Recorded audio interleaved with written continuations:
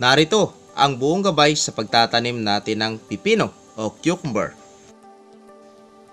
Sa ating pagsisimula ay una nating gagawin ang land preparation.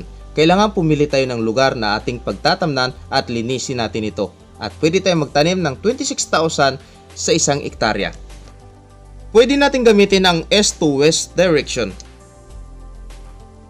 Magdagdag din tayo ng 2 kilograms ng manure in every meter bago magtanim at 60 grams ng complete fertilizer bilang basal application. Sunod nating ihanda ang kamang taniman na may lapad na 1 metro, may taas na 30 cm kapag tag-ulan at 20 cm kapag tag-init. At ang daanan naman nito ay may sukat na 50 cm. Gawing mataba ang lupa sa pamamagitan ng pagdaragdag ng mga organikong pataba tulad ng tae ng baboy, baka, kambing, manok, kalabaw, mga compost, vermicast, rice hull at carbonized rice hull bago magtanim. Pwede ring dagdagan ng mas maraming organic fertilizer sa lugar na kung saan tayo magtatanim at ang layo nito ay 50 cm sa bawat puno. Pwede ring gamitin ang quincunx method sa pagtatanim upang mas lalo nating ma-minimize ang area na ating pagtatamnan. Habang naghahanda ng kamang taniman ay ihanda na rin natin ang punlang pipino na itatanim. Sa pagsisimula ay kailangan nating mag-prepare ng substrate bilang tataniman na punla. Magsukat ng 1 part decomposed manure or vermicast, 1 part carbonized rice hull or sand at 1 part naman 2 parts ng garden soil. Ang kabuuan ng seedling production ay pwede nyong panoorin pagkatapos ng video ito.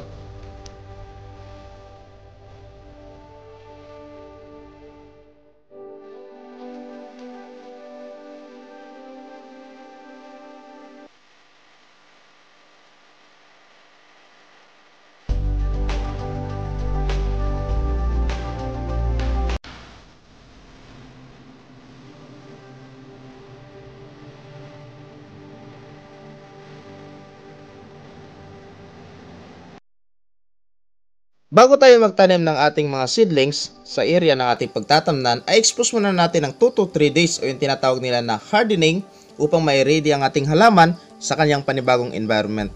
Mas maganda na magtanim tayo sa bandang hapon upang hindi malanta o may stress masyado ang ating mga halaman.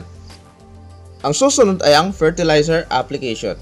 Ito ay kung gagamit kayo ng mga inorganic fertilizer, narito ang mga dapat natin gawin. Sa pag-a-apply natin ng pataba ay dapat nasa katamtamang layo mula sa puno at hindi naman gaanong malapit. Pagkatapos nito ay tabunan natin upang hindi matunaw o hindi mag-evaporate ang ating mga nilagay na pataba. 10 araw matapos nating mailipat ang ating mga punla ay kailangan natin maglagay ng urea na 5 grams malapit sa kanyang puno. Ito ay paghahanda sa nalalapit na pagpapalaki ng kanyang katawan, pagpapalusog ng kanyang mga dahon at mga sanga.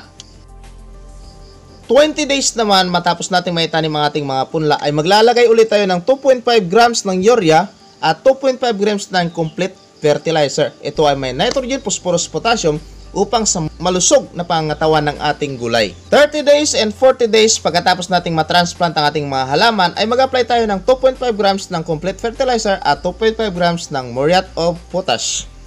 Pagkatapos ng mga nasabing araw ay mag-apply na tayo ng 2.5 grams ng complete fertilizer every 10 days. Ngayon dako na tayo sa integrated pest management. Isa sa umaatake sa ating mga pipino ay ang fruit fly. Subalit madali lang yan sa pamamagitan ng paggamit ng pheromone trap na pwede mong panoorin pagkatapos ng video ito. Upang maiwasan natin ang pagkalat ng virus o pagkakaroon ng malawakan na infeksyon ay kailangan tanggalin natin ang mga lumang dahon na nakikita natin na may mga sakit sapagkat ito ay pwedeng may transmit ng mga insekto na palipat-lipat sa mga dahon at mga parte ng ating halaman.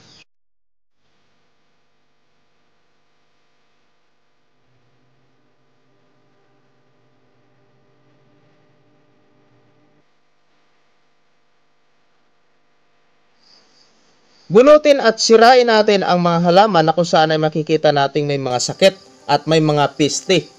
At kailangan natin na itong itapon doon sa lugar na kung saan ay hindi na ito makakapaminsala. Sapagkat kung hindi natin ito gagawin, pwedeng panggalingan nito ng mga sakit at mga peste na pwedeng magsira sa ating mga bagong tanim na halaman.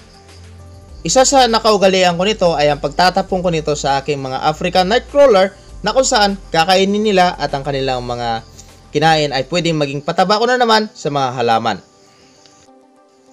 Ang susunod ay ang tamang paggamit ng pesticide application.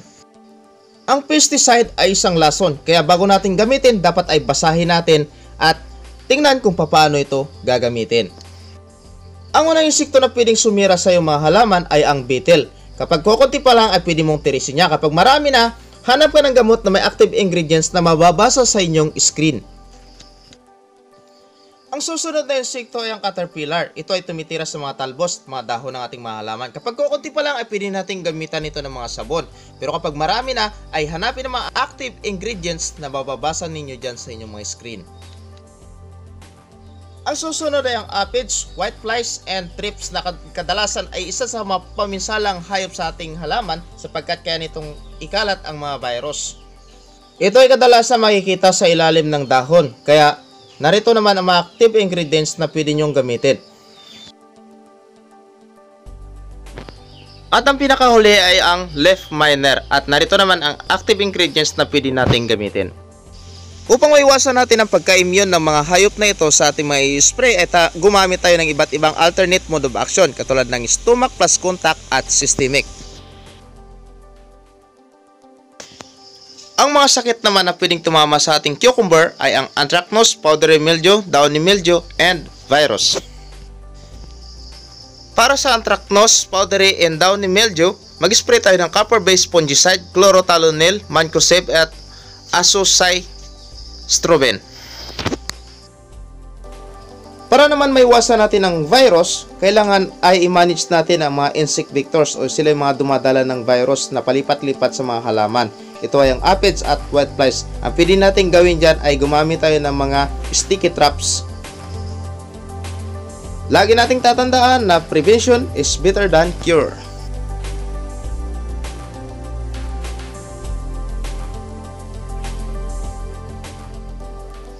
At panghuli, bago matapos ang ating mga video, kung ikaw ay mag-a-apply ng insecticide, kailangan mong sundin ang mga sumusunod. Ang una ay magsuot tayo ng protective gears upang maiwasan natin ang pagkalanghap ng ating mga inispray. Pangalawa, kailangan mag-spray tayo sa magandang panahon o tayo ay naayon sa hangin. Pangatlo, maganda ang ating nozzle. At pang-apat, pagkatapos nating mag-spray ay kailangan nating maghugas ng ating katawan. Kung nagustuhan mo ang ating video ngayong araw ay paki-like naman, paki-share naman sa iba pang farmer at mag-comment ka ng gusto mong itanong at susubukan nating sagutin. So hanggang dyan lang mga ka-farmer, salamat sa inyong panonood and happy farming sa ating lahat.